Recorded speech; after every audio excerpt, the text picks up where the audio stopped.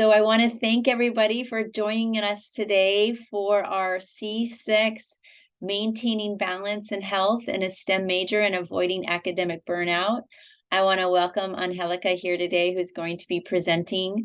My name is Christine Reed, and I'm the project director for the C6 Project NSF grant, National Science Foundation grant, that created the C6 Alliance.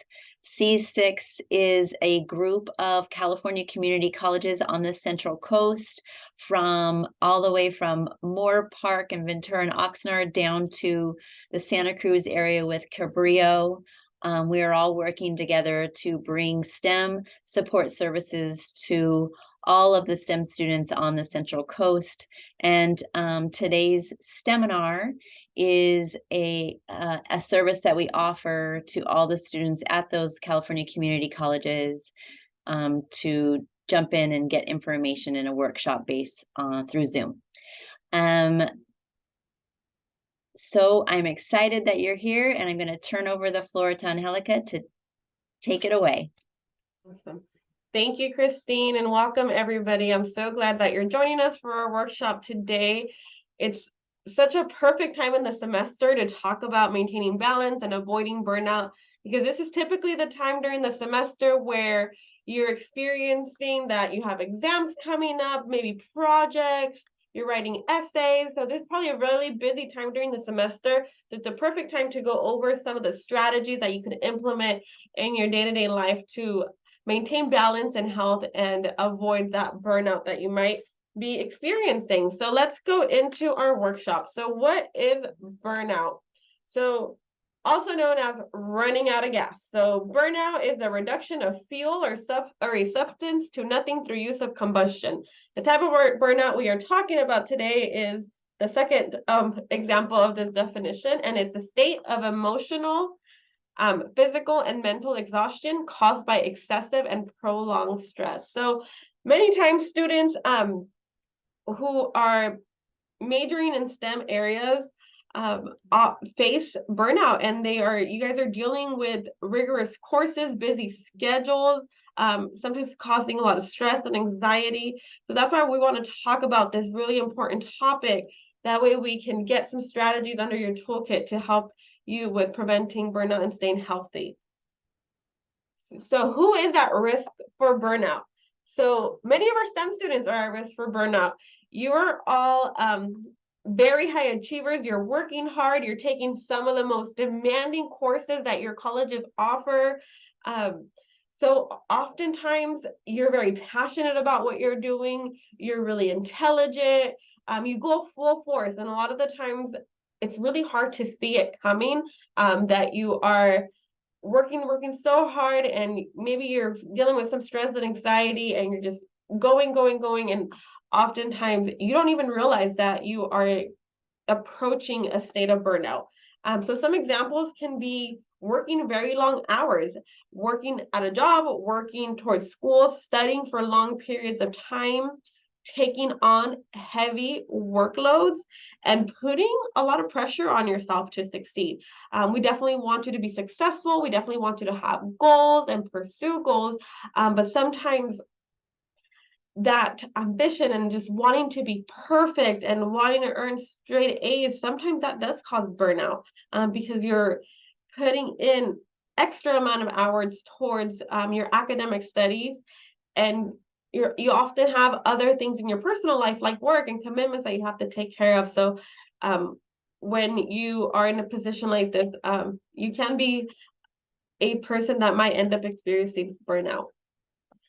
Let's talk a little bit about what academic burnout looks. So this might be something that you have experienced, or something that you want to look for in case you are getting into a point where you might begin to fall into this burnout category. Okay, so academic burnout can look like having negative emotional, physical, and mental reactions to prolonged studying that results in exhaustion, feeling frustrated with your progress, beginning to lose motivation, and just not feeling like you want to, continue with your studies or continue with your goals.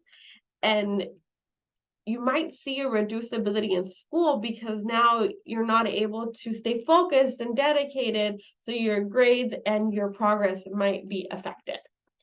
The culmination of any weeks or months of studying the same material or working on the same project um, from continuous years of schooling. So many of you are here at the community college. Hopefully you've met with the counselor and we talked about the coursework that you're going to have to complete in order to be able to transfer to a university. And when we create these plans, that we're aware that as a STEM major, you're at the community college a little bit longer than what you expected. Typically, we hear a lot of students say, well, I'm going to do 2 years at the community college and then transfer. However, with STEM, you have found out that it takes a little bit longer, right?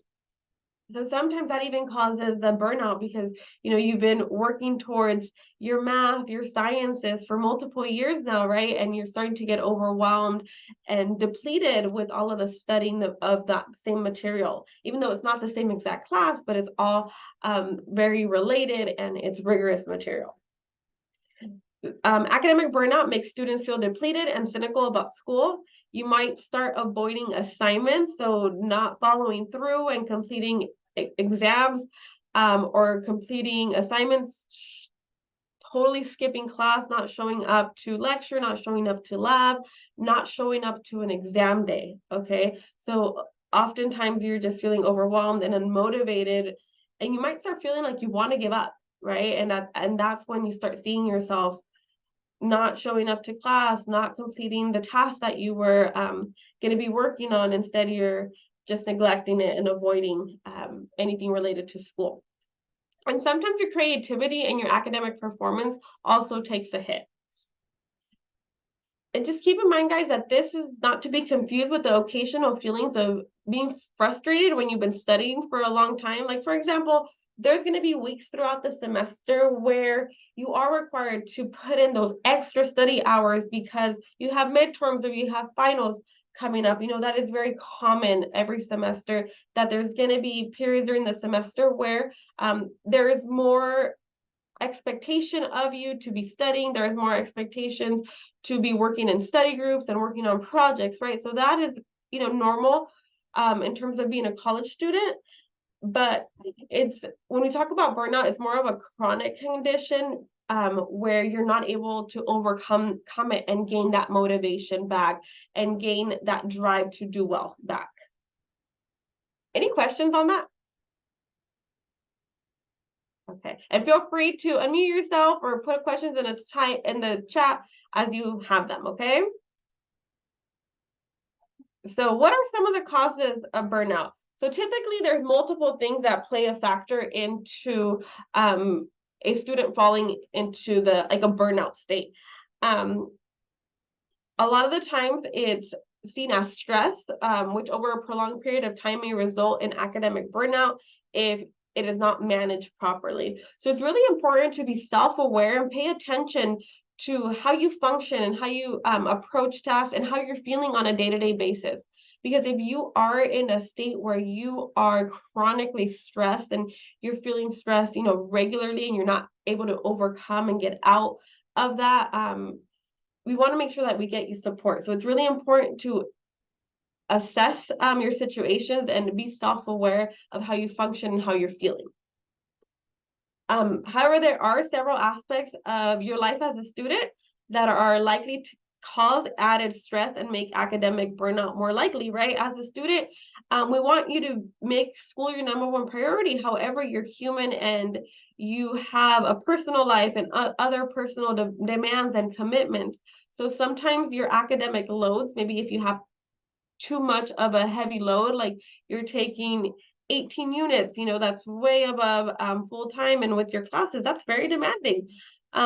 Feeling isolated, not having a strong support system and being connected. If you have financial stressors, you're not able to access your basic needs because you don't have that financial income coming in, or if you have to work longer hours to make ends meet, that all adds to the stress that you feel as a student. And any other personal problems, because you are human, you do have family members, you might have social interactions with other friends, relationships, right? So sometimes that also causes stress to your day-to-day life. Having a large amount of academic work to complete by a certain deadline can often add to your stress levels. That's why it's so important that you're planning ahead early on in the semester so that you're maintaining a good balance across the board. It's super important that, if you're not using a time management strategy or a way to keep yourself organized, that you begin to implement that. Because by you implementing time management strategies, it will help keep you organized and focus on the goals, and it will serve like as a reminder of like, okay, I'm going to be focusing on this type of material on X, Y, and Z date. So just make sure that you are planning ahead and managing your time well and organizing your schedule so that you lessen that chance of ending up in an academic burnout state. So what are some of the warning signs of academic burnout? One is feeling exhausted, and this can be mentally exhausted or physical exhaustion, like when you feel it in your body. Um, Less enthusiasm about school. Maybe you begin to dread coming to school. You start skipping class. You worry about upcoming tests but don't really prepare for them, and then you might start losing interest in school. So if you end up in a situation like this, make sure you're seeking out help, but pay attention to these things so that you can get help early on. You might also see a decline in academic abilities. Maybe you start off your semester strong, or you have always earned really good grades, and at some point in the semester, you might start to see that you aren't able to perform as well anymore. Okay, and this can cause you to feel drained. This can also be caused because you're feeling drained and unmotivated. Um, and a lot of the times will begin to see a dip in your grades. So pay attention to those things. You might also experience irritability or anger. A lot of the times for students, this is like the first thing that you're noticing, that you are more irritable or you're not really interested in, maintaining relationships, and people kind of annoy you. Just because your mental load is probably not allowing you to feel happy and to be able to make those connections with people. So pay attention if all of a sudden you begin to become more frustrated and angry and annoyed with people. Another thing could be increased anxiety. A growing sense of anxiety, worry, or agitation is common with burnout. Sometimes you may also experience restlessness where you're actually exhausted, but you're not able to get rest. So again, pay attention to those signs. Next, physical sensations. So some of the physical warning signs that you might see is you are fatigued. Even if you're getting rest, you're not able to, catch up on sleep. Physically, you're not feeling well. Maybe you're experiencing more headaches. You might be getting sick more often. You might be getting like stomach discomfort, belly aches. So also pay attention to how you're feeling physically, because a lot of the times, stress and anxiety will most often than not begin to affect your physical health as well. And some actions that you can take to avoid burnout. So, we've gone over the warning signs, the things to look for. If you're experiencing some of these things, you want to make sure that you're reaching out, to your counselors, to the health centers, to a friend to get some support, okay? But there's also things that you can do for yourself on a regular basis to help you with avoiding burnout, okay? So as STEM students, you're working really hard throughout the week, attending class, attending tutoring, connecting with instructors during office hours. There's a lot of expectation of you in order to be successful, right? But you also want to make sure that you're taking care of yourself, physically, emotionally, and reward yourself. Do things that you enjoy, okay? So try to every single week moving forward, if you're not doing this already, make some time into your weekly schedule, with whether it's an hour a week, 2 hours a week, where you're planning in something fun for yourself, something that you enjoy. Maybe it's spending time with friends. Maybe it's engaging in a hobby that you like to participate in, like playing a sport. Think about the things that recharge you and help keep you motivated. And you want to plug in some time each week to do and engage in some of these activities, okay? Um, Also super important, you want to stay physically well, right? So try to get plenty of physical exercise. Try to build this into your schedule as much as possible. Of course, we recommend that you get out and get active at least 3 times a week. And of course, with your busy schedules, this might be hard, but it can be like, going outside for a walk, doing a quick gym workout, maybe a 30-minute gym workout a day. You want to focus on your physical health and make sure that physically you're feeling well. And it's also super important that you're drinking plenty of water, staying hydrated, and nourishing your body with healthy foods, okay? And this might mean that you begin to meal prep and you go grocery shopping for foods that are more healthy, that foods that are going to help your brain stay active. You're studying tough material, so you want to make sure that your brain is prepared for that, okay? Another thing that you can do to avoid burnout is get outside. Studies have shown that spending time outside in nature helps reduce your stress levels. This can also be something that you plug into your weekly schedule. Plug in some time to go outside and go for a walk, or just take a deep breath outside for fresh air. Maybe go on a hike or go to the beach.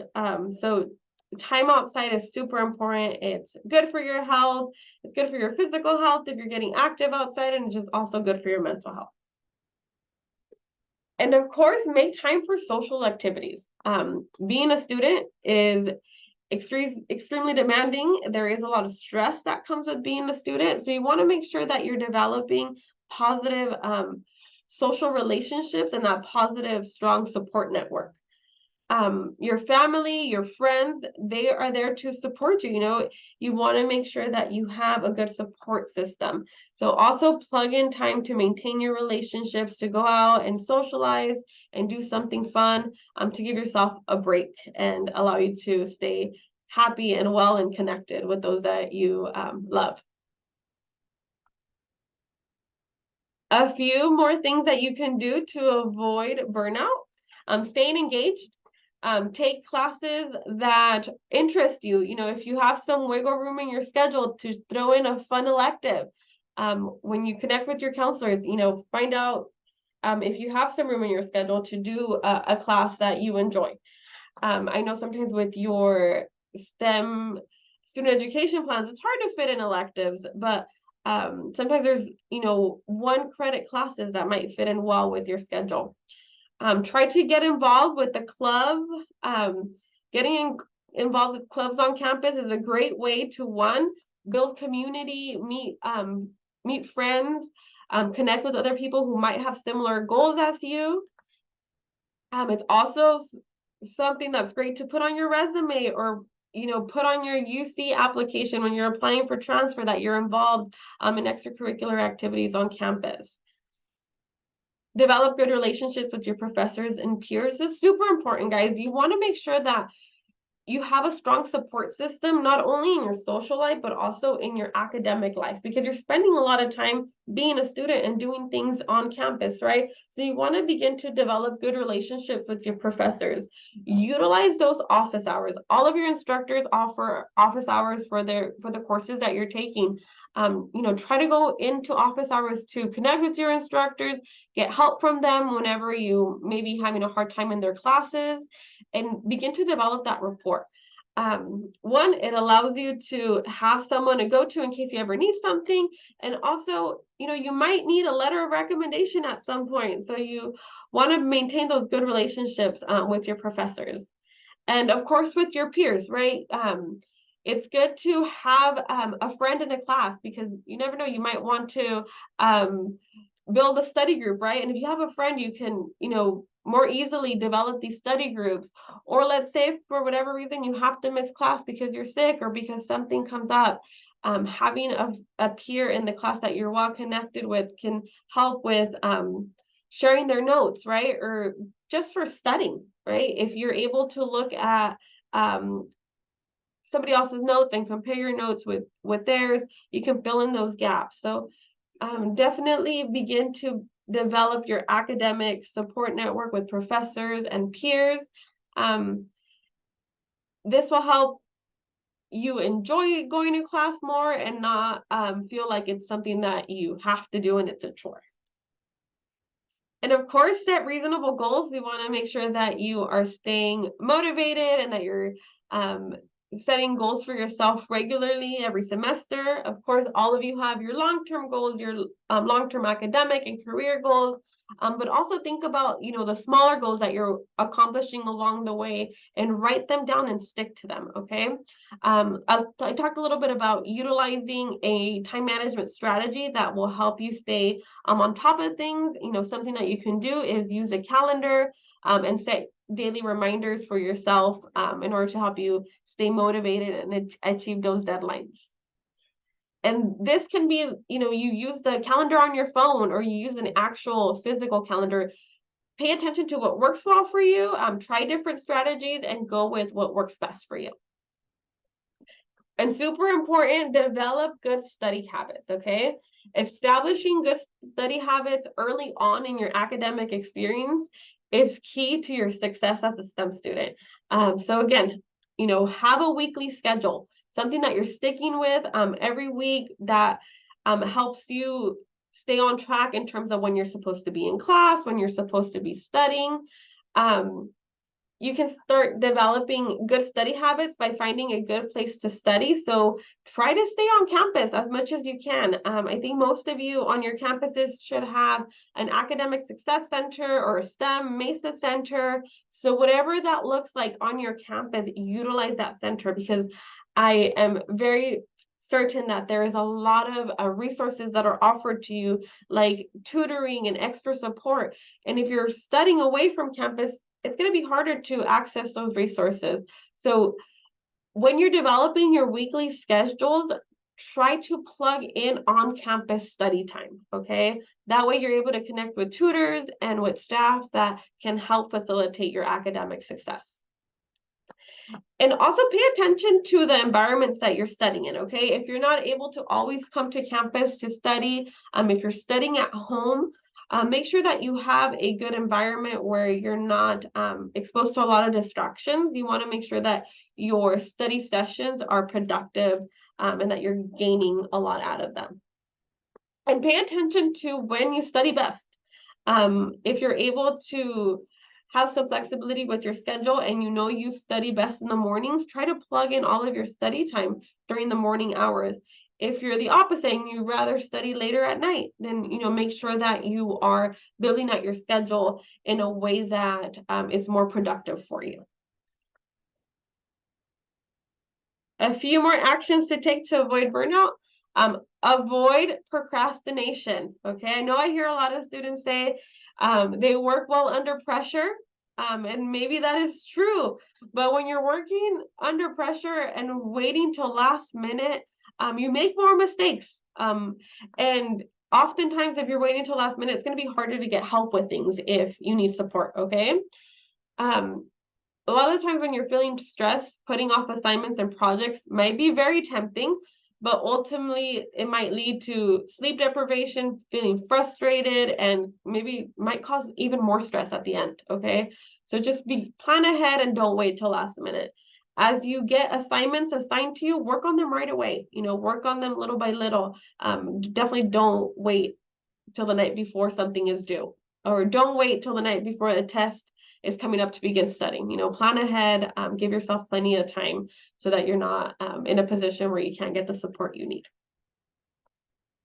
And I've been talking a lot about time management. So time management is super important. It's a key factor in making sure that you stay on track with deadlines and avoiding procrastination. And here are some tips there's a link on here, and we'll provide you with the PowerPoint at the end that you can click on to look at a few more tips and strategies to help you with your time management skills. And learn to say no. You're a college student, you have busy schedules.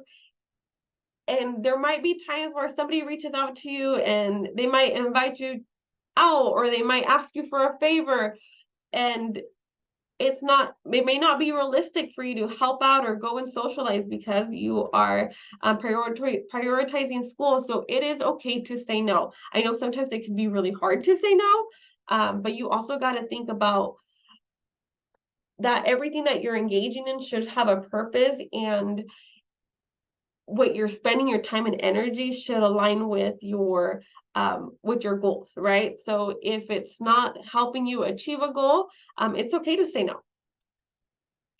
And super important that you have a good work-life balance. If you have a job, you want to make sure that you're not working too many hours a week, right? Because a lot of the times that will interfere or take away the time and energy that you can be investing in school. But it's also important that you don't just do school the whole semester, right? There has to be a balance. So make time for fun and social activities, and don't forget to make time for you, okay? Plug in that time where you're able to do something that you enjoy and recharge yourself. A few things that you can do if you end up in a situation where you are experiencing burnout. So number one, you are not alone. Reach out to your academic counselor. If you're working with a therapist in your student health center, reach out to them, reach out to an instructor, a friend, a family member, somebody that you know that you can trust to support you with handling the burnout, okay? Stop comparing yourself to others. I know sometimes as a student, you have the tendency to compare yourself to others. You're looking at where this person is in their academic experiences. You may be comparing yourself to the grades that they're earning, and you're just adding more pressure onto yourself. So, try to focus on you, try to focus on your growth, your development, and putting your best self forward, right? Do what's best for you, and as much as you can, try to avoid comparing yourself to others. We're all different. We all have different goals. We all have different timelines of how we're going to get there. So, just be graceful with yourself as much as you can. Break down your problems, okay? So oftentimes, you're gonna have a lot of work coming up, right? But plan things out, make a to-do list, break down your day into small tasks. So I encourage all of you on a day-to-day basis to make a list of the things that you need to accomplish for that particular day.